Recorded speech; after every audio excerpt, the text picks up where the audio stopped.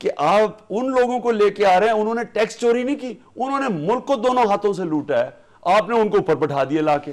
اچھا پھر آپ کہتے ہیں کہ جمہوریت آ گئی. دیکھیں آپ نے جو بات کی ہے کہ جی کس نے اوپر بٹھا دیا, لوگوں نے, NRO نے. نہیں عوام نے ووٹ دیے. آپ صرف یہ بتا دیں کہ دیکھیں آپ بھی ایک پارٹی کے سربراہ ہیں, آپ جو ایشوز اٹھا رہے ہیں وہ واقعتاً پاکستان کے عوام کے ایشوز ہیں, لیکن جب انتخابات آتے ہیں تو لوگ ترجیح ان پارٹیز کو کیوں دیتے ہیں؟ سلمان صاحب ان دو چیزوں کو علیحدہ کریں. پہلے تو اگر مغرب کے اندر آپ ان کے بڑے بڑے 2 نمبر ڈاکوؤں کو جن کے پاس اربوں روپیہ 2 نمبری سے آیا ان کو الیکشن لڑنے دیں, آج وہ سارے سربراہ بن جائیں گے, آپ اوپر آ جائیں گے سارے. ان کا جو سسٹم ان کو نہیں لڑنے دیتا الیکشن, آپ الیکشن لڑ ہی نہیں, آپ اگر ٹیکس نہ آپ نے دیا آپ الیکشن نہیں لڑ سکتے.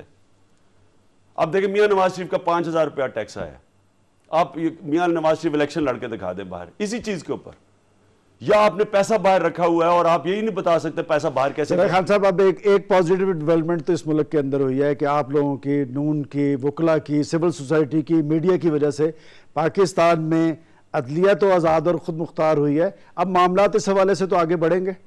لیکن جی سب سے پہلے تو میں آپ کو کہوں کہ جمہوریت کو نقصان پہنچا NRO کی وجہ سے. اگر یہ NRO مشرف نہ دیتا اور وہ کرپٹ لوگ الیکشن نہ لڑتے, آج ہم آگے نکل چکے. ہمارا الیکشن کا بوائکاٹ بالکل ٹھیک تھا. NRO کی الیکشن ہونی نہیں چاہیے تھی, پہلے چیف جسٹس کو بحال ہونا چاہیے تھا, اور اس کے بعد NRO کے اوپر رولنگ آنی چاہیے تھی, اور اس کے بعد الیکشن ہوتے. آپ یہ دیکھتے نیا دور شروع ہو جانا تھا پاکستان میں. اب ہوا کیا ہے, ساری گورنمنٹ کو کیا فکر پڑی ہوئی ہے, ایک آدمی کی, آصف زرداری کی کرپشن بچانے کے لیے ساری گورنمنٹ کا سارا تیس نیس ہوا ہے. ہر دوسرے دن کرائسس ہو جاتا ہے جی, وہ پھر کوئی NRO کو بچانے کے لیے کبھی ججز کو ادھر ہاتھ مارے. اس لیے پہلے تو یہ غلطی ہوئی. دوسری چیز کیا ہوئی جی کہ آج پاکستان کے اندر آزاد عدلیہ آ گئی, مشکل سے آئی, عوام نے اپنے زور سے لے کے آئے. سب سے بڑی اس ملک میں اس وقت جو نعمت ہے وہ ہے آزاد میڈیا. میں یہ نہیں کہتا کہ سارا وقت میڈیا ٹھیک باتیں کرتا ہے, لیکن جو میڈیا ایک ایکسپوجر دے رہا ہے اور عوام کی جو تربیت کر رہا ہے اور جو سیاسی شعور پیدا کر رہا ہے, یہ اس نے عوام بدل دی ہے. اب رہ گیا جو تیسری چیز ہے وہ ہے آزاد الیکشن کمیشن. جب تک الیکشن کمیشن آزاد نہیں ہوتی پوری جمہوریت نہیں آئے گی, کیونکہ دیکھیں سارے بائی الیکشن گورنمنٹ جیت جاتی ہے. جو بائی الیکشن ہے گورنمنٹ جیت جائے گی, اور ہار ہی نہیں سکتی گورنمنٹ بائی الیکشن. آپ چاہتے ہیں کہ آزاد اور خود مختار الیکشن کمیشن جو پاکستان کے اندر منصفانہ اور آزادانہ الیکشن یقینی بنائے. ہاں صاحب اسی پہ ہم بات جاری رکھیں گے. ناظرین یہاں لیتے ہیں ہم ایک بریک, وقت کے ساتھ رہیے گا.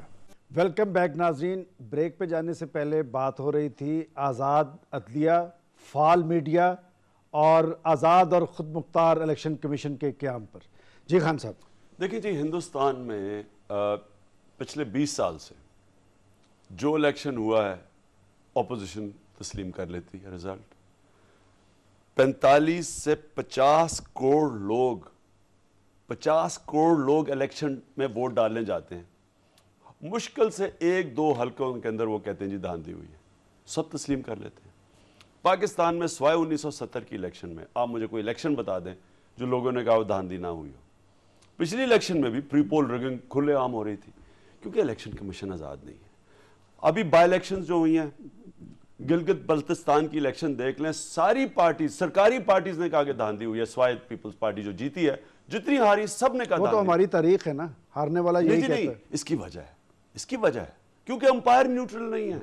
ہم جب اپنے زمانے میں کرکٹ کھیلتے تھے تو اپنے امپائر ہوتے تھے, جو ٹیم ہارتی تھی شور میں جا دیتی تھی. اچھا خان صاحب آپ نے خود ہی یہ ایشو شروع کیا ہے ضمنی الیکشن والا, تو پھر آپ کو ہمارے ناظرین کو یہ بھی بتانا پڑے گا کہ آپ کے حوالے سے لوگوں کی ایک توقعات تھی کہ ایک تحریک آپ برپا کرنے میں کامیاب ہوئے ہیں, لیکن NA-55 کے الیکشن میں آپ کے امیدوار کو جو ووٹ ملے ہیں اس سے خود آپ کی پارٹی کے اندر اور خاص طور میں عوام کے اندر بڑی مایوسی پھیلی ہے. میں پہلے تو یہ صرف کہہ دوں کہ ہم جب کرکٹ کھیلتے تھے نا تو اپنے امپائر ہوتے تھے, جو ٹیم آپ کے ہارتی تھی وہ کہتی تھی جو امپائروں نے ہرا دیا. اور میں نے یہ شروع کیا یہ جو پوری مہم نیوٹرل امپائرز کی, اور آج اگر کرکٹ میں نیوٹرل امپائرز ہیں تو سب کو پتہ ہے کہ یہ میری سب سے زیادہ یہ تحریک کا بانی میں ہوں. اب پاکستان میں گلگت بلتستان, منسیرا میں الیکشن ہوئے, ساری پارٹیز نے کہا دھاندلی ہوئے جو ہاری.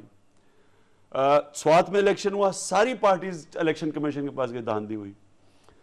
وہاں لکی مروت میں الیکشن ہوئی, جو 3 پارٹیز تھی سب نے جو ہاری انہوں نے کہا دھاندلی ہوئی. اب شیخ رشید نے آپ کے سامنے NA-55 میں کہا, اور ابھی یہاں ہو رہی ہے الیکشن, سامنے پری پول ریگنگ ہو رہی ہے. پری پول ریگنگ یعنی سرکاری عملہ کام کر رہا ہے 123 کے اندر. ہمارے بورڈز پھاڑے جا رہے ہیں, ہمارے پیمفلٹس, ہمارے وہ جو بڑے بڑے مہنگے آتے ہیں. لیکن لوگوں کو ووٹ ڈالنے میں تو کوئی ایسی رکاوٹ نہیں ہوگی. پہلے تو میں یہ عرض کر دوں نا کہ یہ ہو, دیکھیں نا اب ہم کدھر جائیں. مجھے یہ بتائیں کہ اب جب آپ لوگوں کو موقع نہیں دے رہے, پھر ڈیولپمنٹ پروجیکٹس اناؤنس کر دیے. ادھر بھی الیکشن ہو رہا, پنڈی میں نواز شریف نے آگے تقریر میں ڈیولپمنٹ پروجیکٹس اناؤنس کر دیا کہ جی آپ شہباز شریف آئیں گے ڈیولپمنٹ پروجیکٹس. یہ پری پول ریگنگ ہے, یہ ہندوستان میں اس کی اجازت نہیں ہے کیونکہ آزاد الیکشن کمیشن ہے. یہاں کیا ہے, الیکشن کمیشن کا سارا عملہ گورنمنٹ ہے, سرکاری ہے, تو وہ سرکاری عملہ گورنمنٹ کے ساتھ ہوگا. خان صاحب آپ خود اس تحریک کا دیکھیں, بات یہ کہ اگر لوگوں کا دباؤ ہو تو کیا کوئی آدمی یا کوئی ادارہ یا کوئی گروہ دھاندلی کر سکتا ہے؟ جی دیکھیں جی, میں پہلے آپ کو یہ کہہ دوں کہ بائی الیکشن کے اندر پہلے تو ایک ویسی سرکاری عملہ کام کر رہا ہے, جو حکومت ہے اس کو شکست کوئی نہیں دے سکتا. ANP ساری ان کا پول جو اوپینین پولز ہیں ان میں ریٹنگ دیکھ لیں, اور سارے بائی الیکشن جیت گئے ہیں. اس سے پہلے یہاں کیو لیگ کے جو پچھلے دور میں کیو لیگ سارے بائی الیکشن جیت جاتی تھی.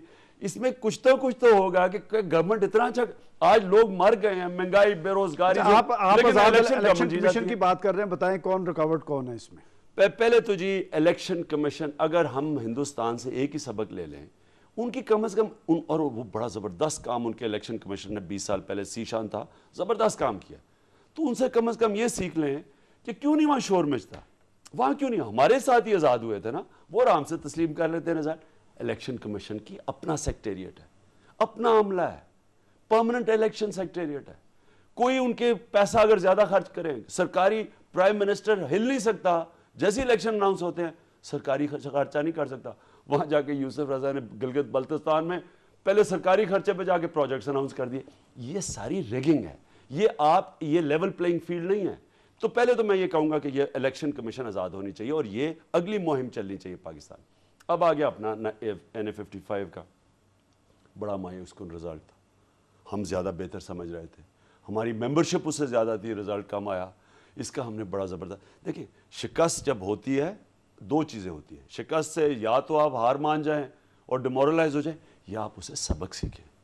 اور جو بائی الیکشن میں ہم نے کوئی شرکت اس لیے نہیں کی تھی کہ ہم نے کوئی حکومت بنا لینی تھی کچھ, ہم اپنی پارٹی کو الیکشن کے پروسیس سے گزارنا چاہتے تھے, کیونکہ ہم نے بوائے کاٹ کیا تھا 2008 کا الیکشن, اور اس میں ہم نے بڑا کچھ سیکھا ہے. اور یہ 123 میں الیکشن ہو رہی ہیں, اس سے انشاءاللہ اس سے ہم نے سبق جو سیکھے ہم نے وہ. کیا ویسے فورسی کر رہے ہیں آپ پہ NA-123 کے حوالے سے؟ دیکھیں جی, میں یہ اس طرح آپ میرے سے پھر سے پوچھ رہے ہیں کہ میچ کھیلنے جاؤ تو پہلے ہی فیصلہ کر لو کہ ہارو گے جیتو گے. انسان جیتنے کی کوشش کرتا ہے, پوری کوشش کریں گے, آخری گیند تک لڑیں گے. اچھا خان صاحب, آپ پہ اس میں کوئی شک نہیں کہ آپ بھی بھاگتے دوڑتے فیلڈ میں نظر آ رہے ہیں, لوگوں کے ایشوز کا بھی آپ کو پتہ ہے, پاکستان کو درپیش مسائل کا بھی پتہ ہے. آپ کیا سمجھتے ہیں کہ ہمارا بنیادی مسئلہ کیا ہے لوگوں کا؟ دیکھیے سب سے بڑا ہمارا مسئلہ کرپشن. میں مہاتر محمد سے میں نے سمجھا, کیونکہ میں ملیشیا میں 20 سال کے بعد گیا, میرے سے پچھانا ہی نہ جائے کہ یہ ملیشیا تھا.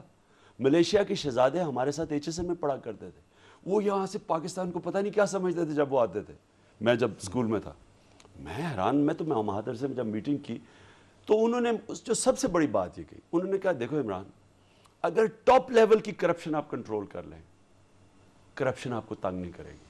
لیکن اگر آپ کے وزیر ٹاپ لیول لوگ وہ کرپشن پہ پڑ جائیں, ایک تیسری دنیا بن جاتا ہے, بنانا ریپبلک آپ کا ملک بن جاتا ہے.